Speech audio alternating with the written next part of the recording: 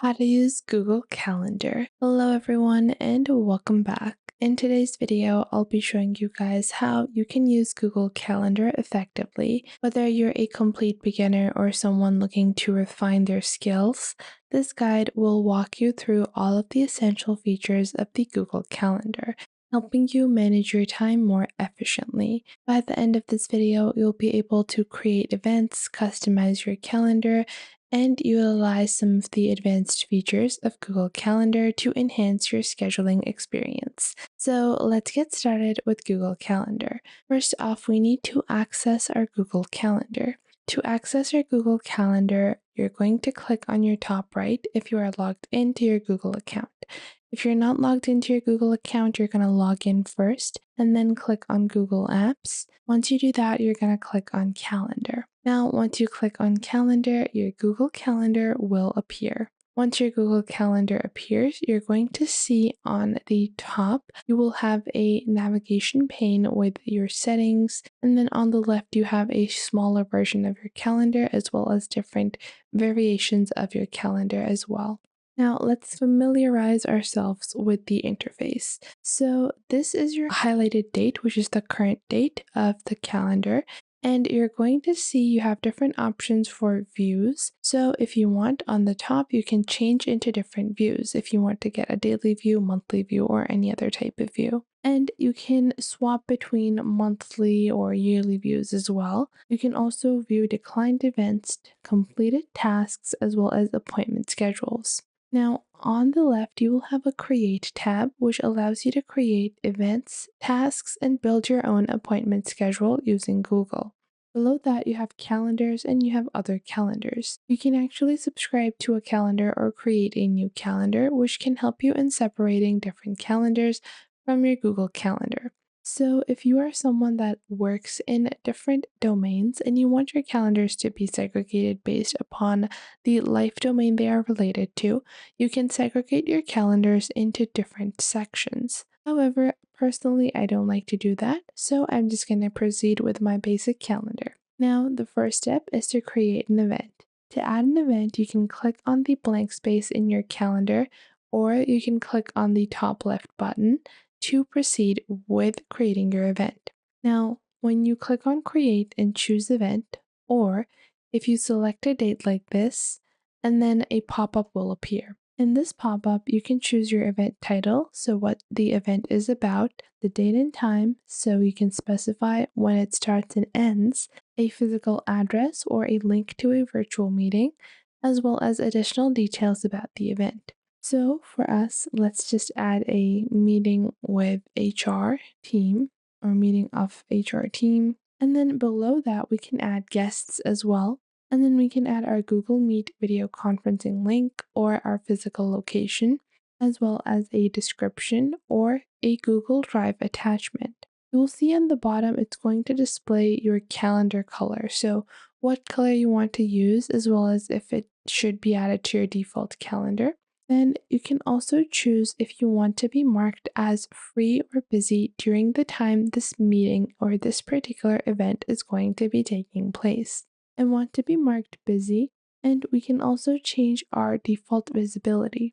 By default, something is going to be private, but you can change your event's visibility to make it a public event as well, or you can just make it a regular private event. Then you can click on Add Notification.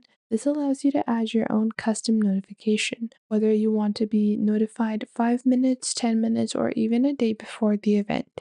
You can click on Custom to add a custom notification for yourself. So on the same day at 9 a.m., let's say I want to have this reminder, which I can add. Now I'm going to click on Add Time, and I'm going to add the time for when my meeting is going to be happening. So let's say our meeting starts at 10 and it's going to end at 11 a.m., which means it's a 1 hour meeting. Once completed, I can click on Save on the bottom right. Now, this is a simple event. Let's say we have a recurring event. We can actually add those in Google Calendar as well. To do that, you can just click on the day that you want to have that recurring event. Let's say on the first of every month, I'm going to add this. We have a general monthly meeting. And then once I add this event, I can click on Add Time and add the time as well. So let's say every month at 9 a.m. on the first of the month, we have a meeting. And once I've added the basics, such as the time, I can proceed with this option where it says doesn't repeat. Now we can click on custom and set up a custom recurrence time. We can make events daily, weekly on Sundays, monthly on the first Sunday, annually, every weekday, or custom. I'm going to add custom and I want to repeat this once every month, monthly on day one, and then you can choose if you want this to end. So let's say this schedule is only going to work till April, or yeah, let's say it's only going to work till March. And then after March, we might be changing that. So I'm just going to add it like so. So monthly on day one. So whenever it's the first of the month, we have this meeting that is going to be added automatically. Then you can even click on more options to modify the event. And when you add guests, you can allow them the permissions to modify the event. You can also mark yourself as busy or free, and then just click on save to complete your particular event. Just like that, we have created events in our calendar. Now, when you add events, make sure to always customize your link permissions as well. You can invite people via a link, but make sure to always alter the permissions. So if I click on this particular event, I can click on edit event and I have this permission section. When you add a permission section, you can see the guest list, invite others, and I don't want guests to be able to invite others. So I am going to uncheck this option. Then we can also email the rest of our guests as well as set up a RSVP. So we can also add a note to our guests as well as any additional guests that may be accommodated if they show up. Now we've covered some of the basics. Let's proceed with notifications. Now, notifications can be set for any event that you've set up. So even if I have this meeting that is a recurring meeting, I'm going to go into the yearly calendar. And as you guys can see, we have January, okay? And January has my monthly meeting. I can click on the edit event and then the notification for this can be altered. So I want to be notified, let's say a couple of hours before. Let's say I want to be notified 2 hours earlier. And I can choose if I want this notification's new edited time period for the recurring event to be applied to all of the recurring events. So, however many times we have the general monthly meeting, if I want to have this particular time to be when I am notified, or if I want the standard. So, I'm going to go with this event only. And now let's move forward with some of our other features. So you can edit or delete existing events. To do this, you can simply click on your event and then click on the pencil icon. Once you click on the pencil icon, you can edit it, or if you want to delete it, you can just delete event.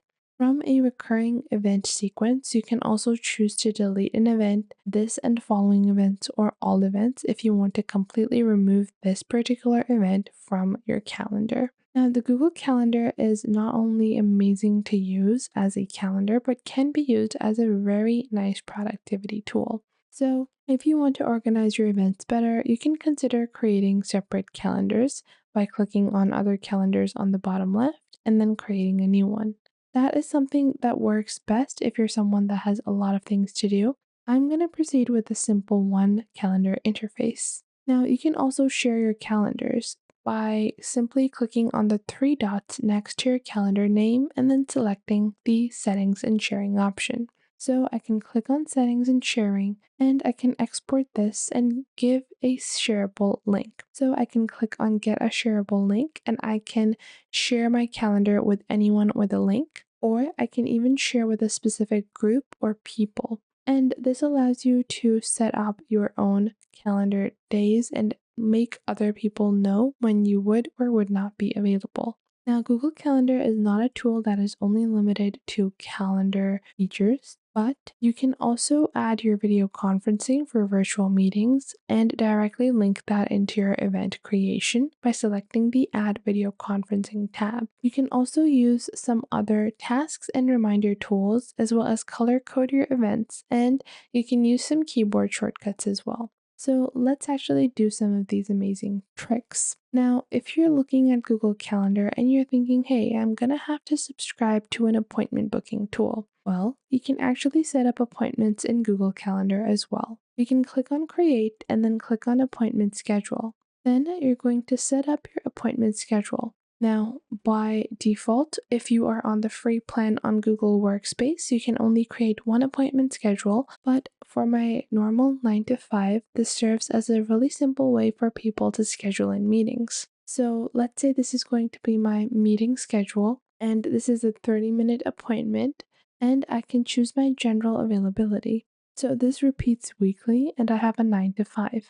Now, if I want to add my breaks, I'm going to click on the plus icon on the right, and then I'm going to change it to display. So instead of 5, let's say I work till 12, and then after that, I restart working at 2. So 12 to 1 would be my lunch break. So I'm just going to select 1 from here, and after that, I'm going to select 4 or 5. Now I have accommodated for my lunch break so people don't end up booking meetings with me when I have lunch. Now, instead of having to manually add this into every day, I can click on the copy time to all, and this schedule or this default timing will be added to all of the days. You can choose to add or remove days if you're not working. So if I don't work on Fridays, I can mark the time unavailable. So let's say I'm only unavailable for the second half of Fridays and Wednesdays.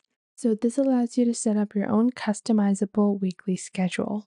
Then you have your scheduling window. So how far ahead you want to be able to have been booked. I don't like appointments that are too far in time, so I only like to set this up as 30 days. And then the minimum time required before an appointment can start. So the minimum time, I think 4 hours is fine. Now, you can also adjust the availability of a certain date. For example, usually I always work on Mondays, but let's say on the second week of December, on a Monday, I might have a dentist appointment. So I'm going to change the availability like this. And once I do that, I'm going to remove my complete availability. So let's say this is going to be, let's say on the Monday of the 16th, I'm going to remove this and then remove this. And then this is not going to impact my regular schedule.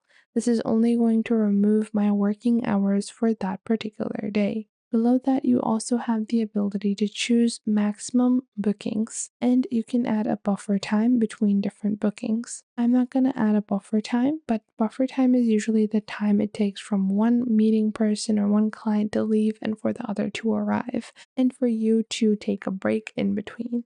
Then you can also set the maximum number of bookings. So if you have a maximum number, you can add that here. And I'm not going to give the guests permissions to invite others into the appointment. Now I'm going to click on next, and then I can set up how we're going to meet. So you can choose how your identity is displayed by setting up a booking page photo and name. You can also select the location and conferencing, add a description that explains what type of appointment people are booking, as well as customize the booking form, set up payments and cancellation policies, as well as set up booking confirmations and email reminders. All of these features you would usually be paying a very large premium on are available directly in Google. Once completed, you can click on Save, and just like that, we will have our booking slots added. Now, you can click on Open Booking Page to view your booking page, and this is what it's going to look like for your clients. And then they can select the time and date they are available and then click on Book. Once they click on Book, you can go back into your calendar and you will see a booking has been added in a red color. Now, the best part about using Google Calendar is how you can add labels and color coordination. So, if I want, I can click on my events, and certain events can be marked in certain tasks. So, events that are related to my personal life, I'm going to be marking in purple. And then let's say this event is Liana's birthday. And then I can enter the time. Let's say it's going to be not all day. We're going to enter a time. So let's say we're doing the birthday at 6 p.m. and then I'm just going to click on save. and now I will have a task or a event added. Not only can Google Calendar help you in building appointments and events, but it is also a great task manager. To start managing tasks, you can click on the right tab where it has this blue icon. Once you click on this, this will open up the Tasks tab and you will have a list of your tasks.